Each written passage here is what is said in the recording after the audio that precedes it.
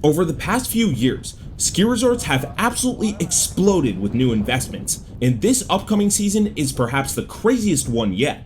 Across the North American ski scene, more than 30 major ski resorts are in for some sort of serious upgrade for the upcoming ski season. But not all upgrades are created equal, so which ones are solely welcome improvements and which ones are true game changers? Well, in this video, we'll go through the scheduled upgrades at each of these mountains for the 2023-24 season, and we'll detail the implications if you're planning a trip there.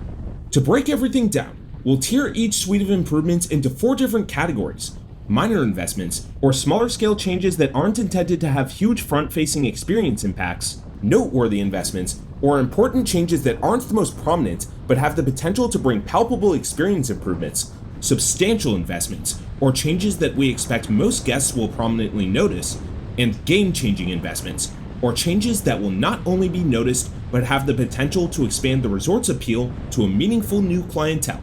And if we didn't cover a mountain, it means that no serious investments have been made for the upcoming season, or at least as of this recording, haven't been announced yet. Starting out, we have some more under-the-radar investments that won't exactly make a splash, but are intended to keep resorts operating to their fullest potential for the foreseeable future. And there are a ton of resorts getting these small-scale upgrades. Before we jump into specific projects, we want to highlight a few general upgrade initiatives that have made their way to dozens of resorts around the continent. A large chunk of the North American ski scene has announced investments in snowmaking, employee housing, parking access, and RFID compatibility for the upcoming season. And it's possible that others are continuing to invest in these areas in an under-the-radar fashion. In addition, every US ski resort owned by Vail Resorts has now moved to phone-based lift access, meaning guests now have the option to load their ticket or pass on their phone and not have to wait in line at the ticket counter. Finally, Vail, Beaver Creek, Keystone, and Breckenridge will be the first mountains to pilot My Epic Gear, a new Vail Resorts run subscription program that will allow guests access to the same model of skis, snowboards, and boots throughout the season at any of these 4 resorts. This idea might sound crazy, and we're definitely a bit skeptical on how the shared boots will work, but Vail Resorts has a ton of customer data, and it would be foolish to underestimate them here. Next up, we can move on to a few small-scale investments that may be low-key, but are still worth calling out individually. Starting with Deer Valley, this year's focus is on the Mid-Mountain Royal Street Cafe, where the second floor is getting an extensive, opera-oriented redesign. Additionally, after a several-year hiatus, the resort has reinstated an in-advance reservation requirement for Icon Pass holders who want to visit. This high-end, ski-only Utah resort has been in the news lately for an absolutely insane 3,700-acre expansion project. However, it's worth noting that the first major new terrain opening as part of this initiative won't occur until at least 2025. It's not exactly the biggest year for neighboring Park City Resort either, which had hoped to install 2 new chairlifts by now, but faced high-profile project approvals issues from its town council. However, the resort has replaced the gondola cabins for its canyon-side Red Pine gondola, bringing an important update to the main out-of-base lift there. The capacity and mechanics of the lift remain the same, but the old, issue-prone cabins are now a thing of the past, which should effectively increase throughput and bring some lift line relief. Continuing on the Utah train, nearby Powder Mountain is making some modest investments too. In addition to some learning zone and snowmaking enhancements, the resort is drastically cutting their night skiing lift ticket prices to just $19 per evening. This is a significant drop from last season when they ranged between $40 and $65. And while minor, Powder Mountain's snowmaking operations this season will be their first ever, marking a notable step forward for the resort and bringing it in line with other destination ski resorts in the United States. Finally, while not included with a regular lift ticket, Powder Mountain is expanding its guided backcountry terrain by another 500 acres. Western Canada's Revelstoke may be notorious for its export-oriented nature, but its upgrades for this season are chiefly focused on beginners. The resort is relocating its learning area from the mid-station of the Revelation gondola to the top of the gondola, allowing for operations at an elevation that's not dependent on snowmaking. The project involves relocating the Magic Carpet and adding a new ski school facility adjacent to the Mackenzie Outpost Lodge. In addition to the learning enhancements, Revelstoke is increasing the capacity of its Ripper Chair by 20% and regrading the Green Circle Sally Alley Trail off that lift. Moving westward in Canada, Silver Star is also bringing a capacity upgrade to a workhorse lift. The resort is doubling the number of cabins on its Schumann Summit Express gondola, bringing a much-needed throughput boost to what's arguably its flagship lift. Southern Vermont's Stratton is also spearheading an overhaul of its bunny hill this winter. The resort is adding 3 new covered magic carpets, making for a total of 5 carpets at the main base, and it's also regrading the slopes to better orient the learning area for progression. Stratton is also adding a handful of new terrain parks for the upcoming season, including a new border cross setup on Big Bend. Just a few hours north of there, Vermont's Sugarbush is completely redesigning its reverse traverse trail, which should make it much easier to get from the Helper Valley House quad lift to the Upper Mountain Heaven's Gate and Castle Rock lifts. This change probably won't have a major effect during off-peak times, but it has the potential to make the Valley House lift more appealing when lines for the Super Bravo Express quad get bad.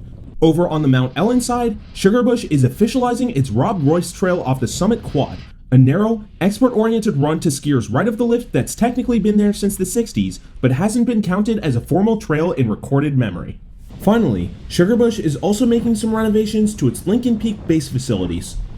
Rounding out this category is New York State's Windham Mountain, which, in a push to move more upscale, has completely rebranded from just plain old Windham to the Windham Mountain Club. The rebranded resort is adding several new dining options, including an Italian Alp-style mid-mountain restaurant, an upgraded food court, and a new Mediterranean option at the base. The resort says lift tickets will be capped to provide uncrowded slopes, and is now requiring 2-day minimum lift ticket purchases on peak days. Next up, we have the upgrades that have significant potential to overhaul on-mountain resort experiences, although they might not exactly be headliners. Let's start with Washington State's Alpental, which is replacing its beginner-oriented Cecil double chair with a modern fixed-grip triple lift in a slightly longer alignment. This upgrade probably won't have much of an impact in the upcoming season, given it doesn't provide access to that much terrain or connect to Alpental's upper mountain, but in its new alignment and upgraded capacity, the new Cecil lift plays an important role for future planned upgrades. In the next few years, Alpental plans to add an infill international chairlift in a completely new alignment, which, combined with the upcoming Cecil chair, will provide the first lift redundancy to Alpental's upper mountain in the resort's history. The current Edelweiss double, which provides the only access to the upper mountain, sees unconscionable lines on weekends and holidays, and when the Cecil International lift route is completed sometime around 2025, we expect it to provide substantial relief there. Elsewhere at Alpental, the resort has added new chairs to the Armstrong Express lift, increasing capacity for the mountain's only high-speed quad by 20%. Breckenridge is now 3 for 3 in terms of seasons in a row with new high-speed quads, and this time around, the resort is replacing its 5 chair on Peak 8 with the similarly named 5 Super Chair. The new 5 chair means that every out-of-base lift at Peak 8 will now be high-speed, but perhaps more importantly, it also means that all of Peak 8's beginner terrain is now directly accessible from a high-speed lift, whereas in this past season, guests would either have to stick to the Rips Ride Bunny Hill or embark on a modest intermediate stint off the Colorado Super Chair for high-speed access to green trails.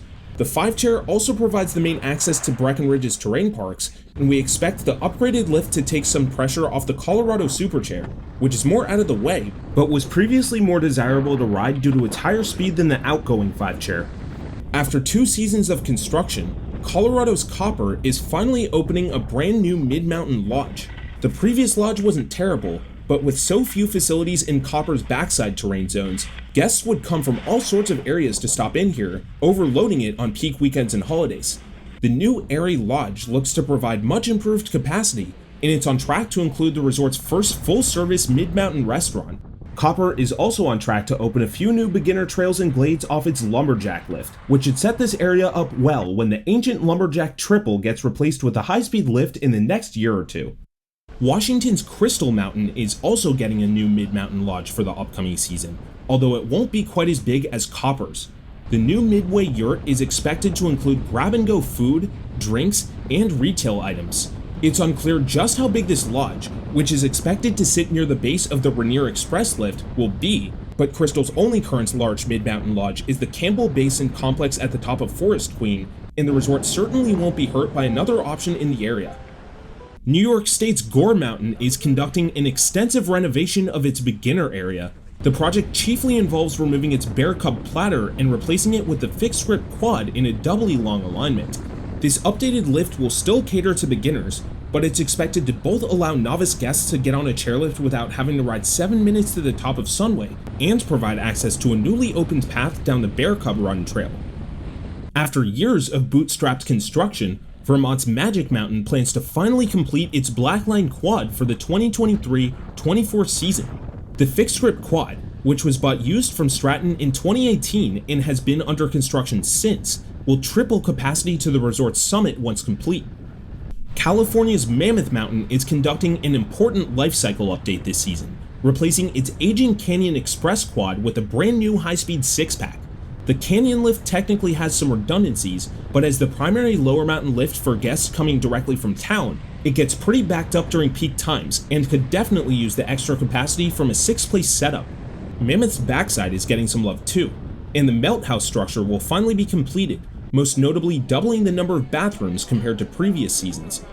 Like Mammoth, Oregon's Mount Bachelor is conducting a life cycle replacement for one of its aging high-speed quads, and again, is replacing it with a 6-pack, the resort's first one ever. But unlike Mammoth's Canyon project, the new Skyliner 6-pack is replacing a lift that was less of a workhorse for the resort, and more a lift that was truly in dire need of replacement. The outgoing Skyliner high-speed quad had a catastrophic failure in early 2022, and while it was repaired to operate this past season, it was clear the lift's days were numbered. We expect the new Skyliner lift to provide a much more reliable experience for some of Mount Bachelor's most popular intermediate cruiser terrain, and one that will hopefully take some of the pressure off the Pine Martin and Sunrise lifts, which start at Bachelor's 2 true base lodges and have historically been much more crowded. It's the year of the 6-pack, and you guessed it, Bachelor's northwest neighbor Mount Hood Meadows is also seeing an aging high-speed quad replaced with a 6er. The tried and true Mount Hood Express is perhaps the most overworked lift in Oregon, and it's long past due for a capacity upgrade. And just before its 30th birthday, it looks like that upgrade is coming to pass. We're doubtful that this project will truly eliminate lines at the chronically crowded and alpine-constrained Meadows, but we're hopeful that it will at least make a significant dent. Sierra-at-Tahoe is the one mountain on this list that isn't adding a new piece of infrastructure. Rather, it's expected to complete a 3-season-long recovery effort after a massive wildfire ravaged the resort in the summer of 2021. The resort opened most of its terrain last winter, but it wasn't able to complete all of its tree clearing efforts to ensure the safety of some of its remaining glade terrain. This remaining tree clearing work is expected to be done by the beginning of this season, which should once again allow guests to explore freely across Sierra's extensive, albeit now much more open, footprint. If you've been to Utah's Solitude at any time in the recent past, you might know that the resort's Eagle Express lift has long been one of the oldest high-speed quads in Utah. And if you had a sense of where this was going based on the other mountains we've covered so far, you guessed it. This chair is getting a 6-pack replacement for the upcoming 2023-24 season. The Eagle chair has never been Solitude's highest pressure terrain zone, but with a 35-year-old design and parts that were getting really hard to source, it was ready to go. We don't expect the Eagle 6-pack to bring huge changes to crowd flow at Solitude, and we're not even sure whether the new lift will see a capacity upgrade at all, but this upgrade will certainly bring added resiliency to this important terrain pod. Washington State's Stevens Pass is upgrading one of the oldest lifts in the country for the upcoming season. The nearly 6-decade-old Cares Double Chair is on its way out, and in its place will be a brand new fixed grip quad in a new alignment. The updated lift line is intended to make it easier to transfer to the Upper Mountain Double Diamond lift and minimize traversing. One might wonder why a resort like Stevens Pass wouldn't add a high-speed quad in this alignment. After all, the resort already has 3 detachables elsewhere around the mountain. But the Cares lift line is pretty short, so a high-speed investment may not have saved too much time overall. Ultimately, we expect the new lift to provide reliable and slightly more convenient service to this area for decades to come. Last season, Southern Colorado's Telluride executed one of its most needed lift projects, a high-speed upgrade for its long, Upper Mountain Plunge lift, also known as Lift 9. But one surprising casualty of that upgrade was the resort's Giuseppe's restaurant, which used to sit at the top of Lift 9, but had to be removed as part of lift construction. Thankfully, Telluride is expected to restore a restaurant in this area for the upcoming season, which should address this thankfully temporary food desert in this increasingly popular area. Like a lot of the other resorts we've covered so far, Whistler Blackcomb is replacing one of its older high-speed quads with a more modern, higher capacity chairlift. But unlike those other projects, the new Fitzsimmons lift is actually an 8-pack. The story behind how Whistler got this lift earmarked for Fitzsimmons in the first place is pretty wild. The lift was originally intended to be installed as Park City's new silver load chair for the 2022-23 season, and all the parts were even shipped there, but the project was cancelled due to local issues at the last minute, and Vail Resorts, which owns both mountains, decided to ship the entire thing up to Whistler instead. So what should we make of the Fitzsimmons 8? Well, Whistler's base area has made itself known for explosive lift lines during peak times, and theoretically, it could use all the capacity it can get. But in reality, we still think a good number of guests will stick to the gondolas, given it's not that easy to get to upper mountain areas from Fitz, and there won't be any bubbles to shield guests on rainy days. The biggest benefit may be for the bike park, which gets pretty packed and has historically utilized Fitzsimmons as a major lift. Ultimately, we'll have to wait and see. Colorado's Winter Park is also replacing its oldest high-speed quad next season, and the replacement is, you guessed it, a 6-pack. But the new Wildspur lift, which is on track to replace the Pioneer Express quad, isn't exactly a one-for-one replacement. Instead, the new lift will have a mid-station that will allow guests to avoid a long, flat run-out to get to the bottom of the lift and simply lap the more enjoyable terrain above the intersection. We're hopeful that the increased capacity and added mid-station will help siphon crowds away from other popular lifts such as Olympia and Explorer. Winter Park is also adding a new tap room in its base village and introducing pop-up food shacks at various junction points, which should make it easier for guests to get the food they want with less hassle. Southern Colorado's Wolf Creek Mountain is adding a new beginner lift in a brand new alignment for the upcoming season. The Tumbler Quad, a fixed grip lift that will span approximately 900 feet, will begin adjacent to the Alberta lift and will expand the area of terrain that can be directly accessed by beginners. Unfortunately, this lift does not look to address the fact that there are no green trails to access the beginner-oriented Charity Jane area, but it should at least make the experience a lot nicer for those learning. If you're watching this video, you can probably agree that there's no better way to have fun during the winter than going on a ski trip, especially with so many exciting upgrades in the works. But let's be honest, there are very few things that will make you want to pull your hair out more than planning that trip. Enter Peak Rankings Trips. We can plan your lodging, lift tickets, and even road trip itinerary. To book a consultation, click the link in the description below. Now, back to the video. Next up, we have the headliner changes that we expect the vast majority of resort guests to prominently notice. Aspen Mountain, which is the town hill for the namesake Aspen Snowmass complex, is getting its first terrain expansion since the year 2000. This modestly sized Colorado mountain, known locally as Ajax, is on track to see a 153-acre upper mountain expansion now known as Heroes, after tentatively being known as Pandora's for years. The project will bring a significant focus on intermediate and expert terrain, as well as a brand new high-speed quad. One of Aspen Mountain's biggest drawbacks has historically been how hard it's been to lap much of its terrain, especially when it comes to expert slopes, so adding a high number of short but easily lappable double black trails, as the Heroes expansion looks to do, could seriously change how the mountain skis. New Hampshire's Attitash is finally getting what has long been perhaps the most requested lift update in the state, a high-speed replacement for its painful Summit Triple. The brand new Mountaineer high-speed quad will finally bring top-to-bottom high-speed service to Attitash's main mountain, eliminating a 12-minute lift ride and addressing what is arguably the most undesirable trail pod in the state solely due to lift speed.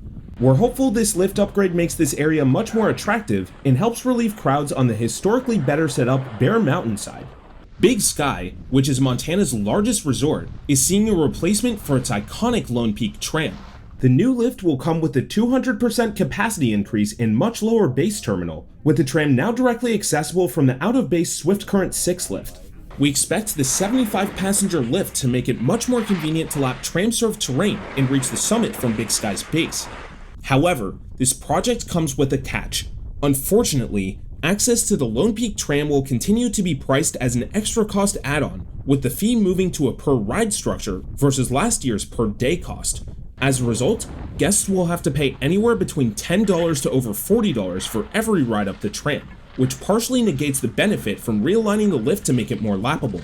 As a reminder, the Lone Peak tram is the only aerial lift in North America that is not included in the price of a regular ski resort lift ticket. The changes at Big Sky are not limited to the new tram, however. The resort is also introducing a new double blue square rating, with over half of the existing blue trails moving into the new difficulty category. As part of the change, 3 single black trails will become double blues as well, and a handful of green trails will now be rebranded to single blues. Utah's Brighton ski resort has a pretty massive year coming up. First off, the resort is replacing its workhorse pressed express quad with a brand new state-of-the-art 6-pack. The new lift is not only expected to increase capacity at this very congested area, but is also expected to allow for faster travel speed than traditional detachable lifts. In addition, Brighton's Sidewinder Lodge will be its first mid-mountain lodge ever, bringing much-needed seating without forcing guests to ski or ride all the way down to one of the bases. In tandem, we expect these projects to bring significant crowd management and experience improvements across the resort. New Hampshire's Loon Mountain has some big investments coming to its south peak. The resort is expected to expand its lower mountain by over 30 acres, adding a mix of beginner and intermediate trails and bringing publicly accessible green terrain to its south peak side for the first time ever. The new terrain will be serviced by the new Timbertown fixed grip quad, which will also provide lift service from the escape route parking lot for the first time, eliminating the need for a shuttle ride to reach the mountain for most of South Peak's parking. This project has substantial implications for Loon's beginner experience and South Peak accessibility, and while the fixed grip nature of the quad means it likely won't become a workhorse lapping pod, we're hopeful the project takes some of the burden off the much more popular North Peak side. By far the northernmost major ski resort in Canada, Alberta's Marmot Basin is replacing its highest elevation lift for the upcoming season. The Knob Double Chair is no more, with a realigned and lengthened fixed grip quad taking its place. Notably, the new Knob Quad will increase Marmot Basin's lift-served vertical drop by approximately 400 feet, and will shorten the height to the non-lift-served terrain off the resort's true summit by the same amount. Idaho's Schweitzer Mountain is in for a substantial investment in its beginner and parking access departments. The resort is replacing its ancient musical chairs double lift with a modern, high-speed quad, and extending the lift line downward to provide access from a massive new 1,400 space parking lot. This area will also eventually include a new base lodge. Schweitzer's biggest drawbacks have historically been its limited on-site parking and scant, neglected beginner terrain, and while Schweitzer still won't offer any green runs above its main base area, this development looks to significantly address both of these issues. Utah's Snowbasin has a major slate of upgrades on the horizon for this upcoming season. The biggest one is the Des Moines Express 6-pack, an infill lift that's expected to bring much-needed relief to the Strawberry Gondola, which we'd argue is the one true remaining choke point on the mountain. The new lift should also provide better wind resiliency for that part of the mountain, and should also allow visitors to get back to the base without going all the way to the top of Strawberry, making it slightly faster to get out from the furthest resort areas. Snowbasin is topping this investment off by adding a patio at the base of the Strawberry Lodge, providing new seating and dining options. Other expected improvements include expanded overflow parking and new bathrooms at the main base. This season, Sun Valley is getting perhaps the most needed lower mountain lift network overhaul at the entire resort. The Idaho destination is removing the 2 lifts out of its Warm Springs base area, Challenger and Greyhawk, and replacing them with 2 brand new detachables, 1 6-pack and 1 quad. The new Challenger 6-pack will directly replace both the Challenger and Greyhawk lifts, using the same lift line as the current Challenger lift, but featuring a mid-station at the current Greyhawk terminus. The new Flying Squirrel high-speed quad will run in a completely new alignment, starting at the Warm Springs base, but mostly replicating the lift line of the long-removed Flying Squirrel lift after that. This project has significant implications for spending time on the Warm Springs side of Sun Valley, making it much faster to get to certain mountain areas, and finally providing redundancy out of that part of the resort. It's also worth noting that the Christmas and Frenchman lifts, which host the only remaining teardrop-shaped lift carriers at the resort, are on track to have them removed and replaced with the old Challenger and Greyhawk carriers. These chairs had a distinctive character to them, and it truly is the end of an era at Sun Valley.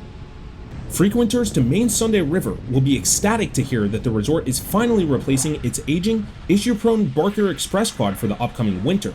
The 35-year-old lift will be replaced by the Barker 6, a state-of-the-art, heated bubble 6-pack that's similar in nature to the Jordan 8 installed at the western end of the resort last season. We expect the new lift, which will have heated, contoured seats in addition to brand-aligned ruby red bubbles, to provide a faster, more reliable experience than the outgoing Barker lift. Sunday River is also adding a second Merrill Hill triple lift on top of the first one added last year, which will likely add a handful of beginner and intermediate trails, but is mainly intended to facilitate slopeside condo development. It's a big year for Taos, which is expected to double its number of detachable chairlifts all the way from 1 to 2. The Northern New Mexico resort is replacing its Lift 4 chair with a detachable high-speed quad, bringing high-speed lift service to Taos' backside for the first time ever. We expect this upgrade to greatly improve the experience for lower ability Taos visitors. The existing Lift 1 high-speed quad is much more expert-oriented, and this project should finally bring high-speed service to a terrain pod that's designed for beginners and intermediates. Taos is also replacing its Pioneer beginner lift with another, more modern fixed-grip triple, and realigning the lift to run on the other side of the trail for easier village access and better snowmaking efficiency. And to top it all off, Taos plans to add 3 new trails, 2 advanced and 1 expert, and reopen the Martini Tree Bar at the base. It's also worth noting that Taos will no longer be included on the Icon Base Pass for the upcoming season, but that Base Plus and full Icon Pass holders will no longer have to make reservations to visit. This season, New York State's Whiteface Mountain is on track to see its biggest lift upgrade in 15 years. The resort is installing a detachable quad called the Notch in a brand new alignment, connecting from the Bear Den Mountain base to the Mid-Mountain Legacy Lodge. The new lift will also have an angled mid-unloading station about halfway up. While this lift won't directly add capacity at the often congested main base, it has the potential to shift considerable traffic to Bear Den instead, providing much-needed relief to the Cloud Splitter gondola and facelift. But perhaps more importantly, the new lift will provide direct access to the Mid-Mountain Lodge, solving a major logistical issue with the resort. Currently, the only lift routes to this lodge go too far up and out of the way. The magic carpet at the Bear Den base is also in for a realignment to make it easier to access for first-timers. Finally, we get into investments that have the potential to be true game-changers for their respective resorts. All 3 of these mountains are on track to see truly transformative projects this winter, with upgrades that will not only add new lifts and terrain, but may ultimately change the fundamental character of who these resorts attract. After an unexpected year-long delay caused by unfortunate construction blunders, Keystone is finally installing its Bergman Bowl Express lift for the 2023-24 season. This high-speed 6-pack is expected to bring lift service to Keystone's high alpine bowl terrain for the first time, addressing a substantial shortcoming compared to the resort's other Colorado Front Range competitors. Once complete, the new lift will increase Keystone's lift-served footprint by 550 skiable acres, access 16 newly defined trails, and extend the resort's lift-served vertical drop by an additional 300 feet. Notably, the expansion is expected to provide beginner and intermediate bowl terrain on top of the already existing advanced options. This has profound implications for the Colorado high alpine scene, likely transforming Keystone from an also-ran in this area into one of the few resorts offering bowl areas tailored to skiers and riders of lower ability levels. For longtime Keystone visitors who have historically hiked the Bergman Bowl, there may be some disappointment regarding the changes and disturbances in the area. However, it's worth noting that the new lift will also significantly enhance guest access to the resort's remaining Hike 2 terrain, particularly the Independence and Outback Bowls. It's an absolutely huge year for Colorado Steamboat, with the resort on track to realize 2 massive projects this winter. First, the resort will complete the second stage of the Wild Blue Gondola, which, in its finished form, will become the longest unicable detachable gondola in all of North America. Second, the resort will open an expansion into Mahogany Ridge, which is expected to bring 650 acres of lift-served and hike-back advanced and expert terrain. Steamboat has long struggled with frustrating lift choke points and difficult expert terrain access, but these projects promise to significantly alleviate both issues.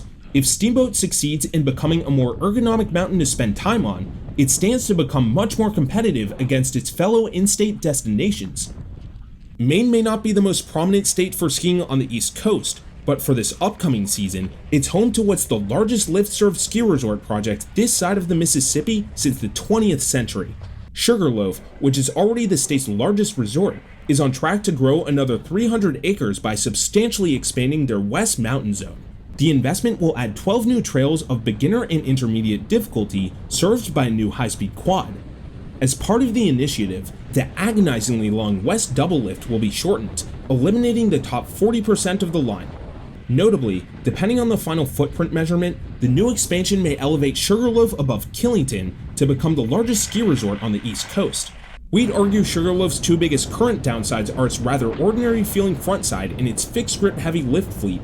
In this project, while certainly geared towards less experienced skiers and riders, looks promising to address both shortcomings.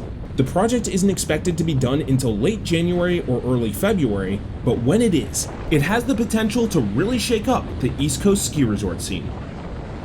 Well, that's a whirlwind of upgrades for the upcoming season, with all sorts of projects set for completion across the continent. It's going to be a huge year for Colorado, Utah, and Maine. And while it's definitely more of an off year for Vermont and Tahoe, no destination region will truly remain untouched. It's also worth noting that 5 of the 14 investments that fall into our substantial and game-changing investments category are owned by just one company, Boyne Resorts. These guys have ambitious master plans for just about every resort they own, and the fruits of their efforts are really starting to culminate this winter. Every major Boyne ski resort is on the Icon Pass, so if you have such a product, make sure to keep an eye out for these resorts. What do you think about these upgrades? Any in particular you're stoked to try out? Let us know in the comments below. For more information on the North American ski scene for the 2023-24 season, check out peakrankings.com. See you for the next one.